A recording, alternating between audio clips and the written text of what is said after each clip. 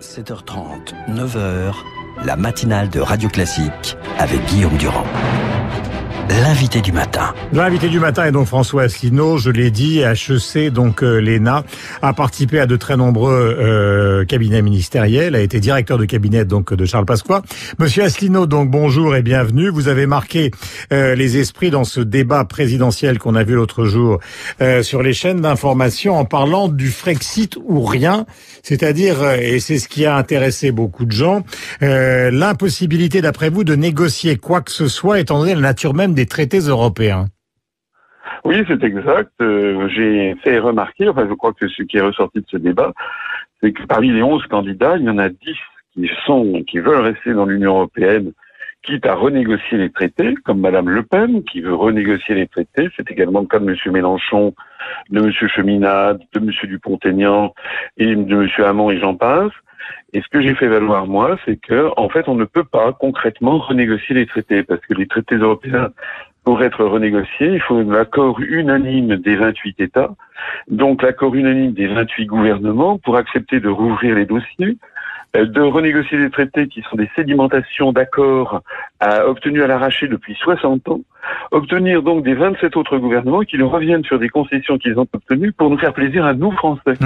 Et bien ensuite, il faut obtenir l'accord des 28 peuples sous la forme de 28 votes dans les parlements, ou bien par référendum. Ça veut donc dire qu'il faut 56 accords unanimes, et dans l'objectif de faire plaisir aux Français. Bon, est-ce que c'est possible? Poser la question, c'est y répondre. Non, ça n'est pas possible. François Asselineau, les Britanniques, avec la sortie de l'Europe, bon, ils ouvrent des négociations qui vont durer 2 ans. Donc on peut se dire, puisqu'au fond vous dites c'est la seule solution possible, on peut se dire après tout pourquoi une nouvelle majorité qui veut sortir ne négocierait-elle pas?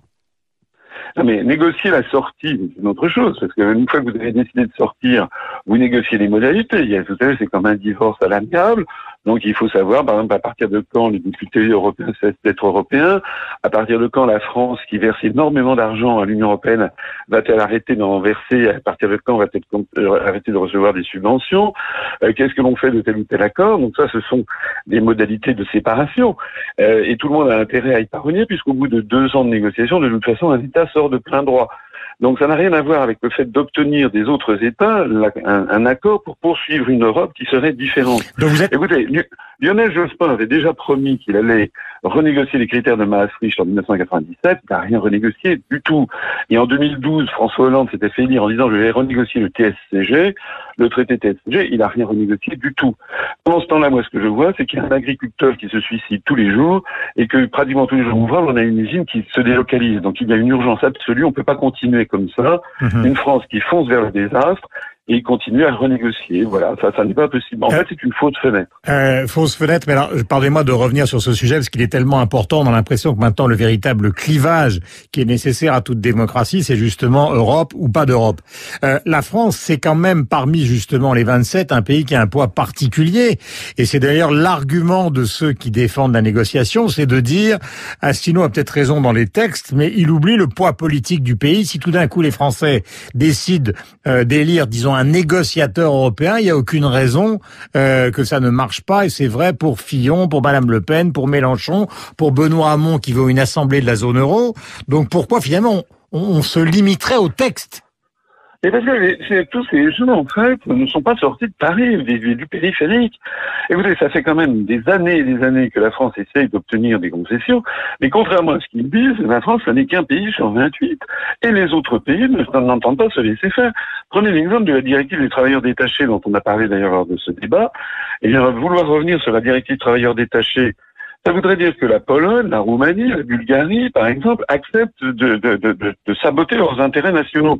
Il n'en est pas question. Et je rappelle, il faut l'unanimité des États membres. Madame Le Pen, mais François Asselineau, Madame Le Pen dit, nous, on fait ça sous la menace du référendum, et donc sous la menace de faire la même chose que les Anglais, donc ils vont bien être obligés de céder. C'est ça l'idée. Non, mais ça, écoutez, moi, le coup des menaces, je n'y crois pas. Regardez ce qui se dit d'abord. Moi, je n'ai pas envie de menaces, je n'ai pas envie. Vous savez, Monsieur Mélenchon explique à qui veut l'entendre que tout ça, ça serait de la faute de Madame Merkel, ce qui n'est pas vrai.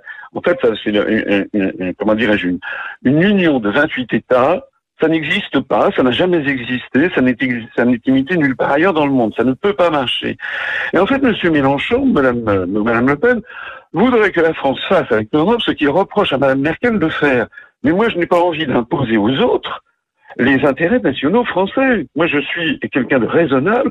De la même façon que je n'ai pas envie que l'Allemagne, par exemple, décide, ou que les pays de l'Est décident de ce que doit être la diplomatie française, l'économie française, je n'ai pas envie que la France impose aux autres ses propres critères. Nous sommes des pays différents, il faut en tenir compte, et puis vivre en bonne harmonie les uns avec les autres, exactement comme la Suisse, qui n'est ni dans l'Union européenne ni dans l'euro, ou comme la Norvège, ou comme l'Islande, vivent en harmonie avec leurs voisins, sans pour autant dépendre de politiques qui sont fixées par les voisins. Merci beaucoup François Asselineau, qui est le président de l'Union populaire républicaine, candidat à la présidentielle, qui était en direct sur l'antenne de Radio Classique. On écoutera la réponse de Florian Philippot tout à l'heure, puisque vous savez qu'il est le numéro 2 du Front National sur cette affaire européenne, qui commence à se clarifier, en tout cas les antagonismes commencent à se clarifier dans l'esprit des Français, alors que ça a toujours été, souvent été conceptuel, un peu la vision que nous pouvions avoir de l'Europe. Il est 7h55, nous allons décrypter l'actualité économique dans un instant.